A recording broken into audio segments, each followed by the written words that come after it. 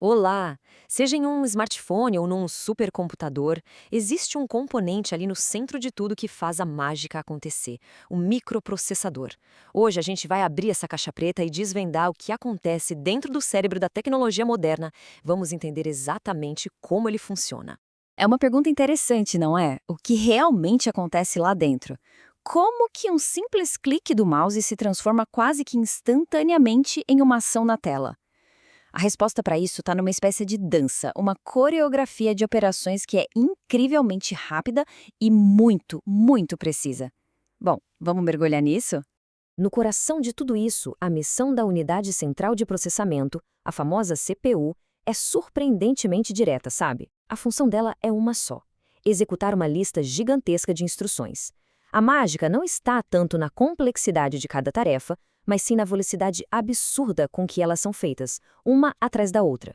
E como é que a CPU faz isso? Bom, através de um ciclo fundamental, que é quase como uma dança de três passos que se repete bilhões, eu disse bilhões, de vezes por segundo. É um processo super elegante e constante que forma a base de toda a computação que conhecemos. E aqui está o conceito central de tudo, o ciclo Fetch, Decode, Execute, ou, em bom português, busca, decodificação, execução, é o ritmo, a pulsação de qualquer processador. Agora a gente vai ver como cada passo dessa dança funciona na prática. Então são esses três passos: busca, decodificação e execução. Tudo, absolutamente tudo que um computador faz, desde mostrar essa imagem na tela até calcular uma planilha super complexa, se resume a esse loop, repetido sem parar. O primeiro passo, então, é a busca. A CPU vai até a memória principal, a memória RAM, e pega a próxima instrução da fila. E para ela saber exatamente onde olhar, ela usa um tipo de ponteiro especial, chamado contador de programa. Ele sempre aponta para a próxima tarefa. Logo em seguida, vem a decodificação. A instrução, que chega em código de máquina, uma língua que só o processador entende, precisa ser traduzida. É aqui que a unidade de controle entra.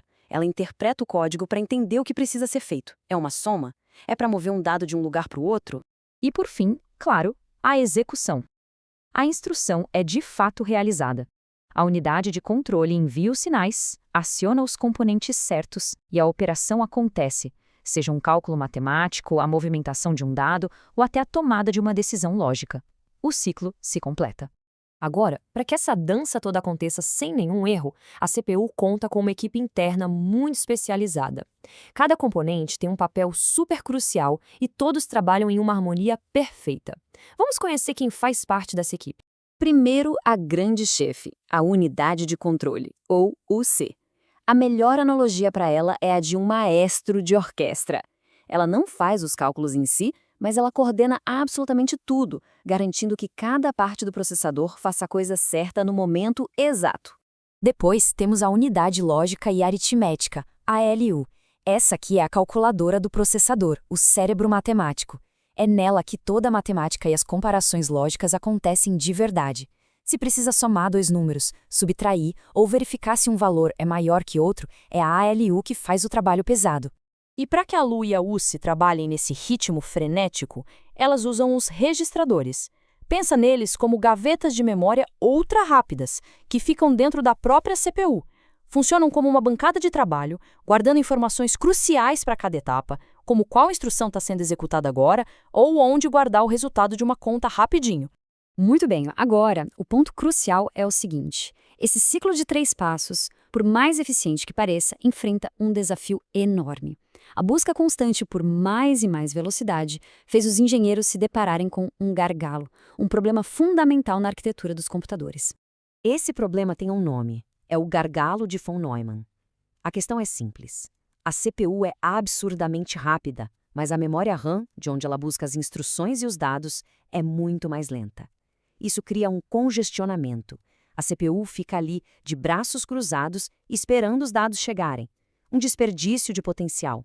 A solução para isso foi genial: a criação da memória cache. É uma pequena quantidade de memória, só que extremamente rápida, que fica ali, bem no meio do caminho entre a CPU e a RAM. Ela armazena os dados e instruções usados com mais frequência, funcionando como um atalho e mantendo a CPU sempre alimentada e trabalhando. E para acelerar ainda mais, os processadores modernos usam uma outra técnica chamada pipelining. A ideia é parecida com uma linha de montagem de carros. Em vez de terminar uma instrução inteira para depois começar a próxima, várias instruções são processadas ao mesmo tempo, cada uma num estágio diferente do ciclo. Uma está sendo buscada, enquanto a anterior está sendo decodificada e outra antes dela está sendo executada. Mas toda essa velocidade, toda essa complexidade, tem um custo.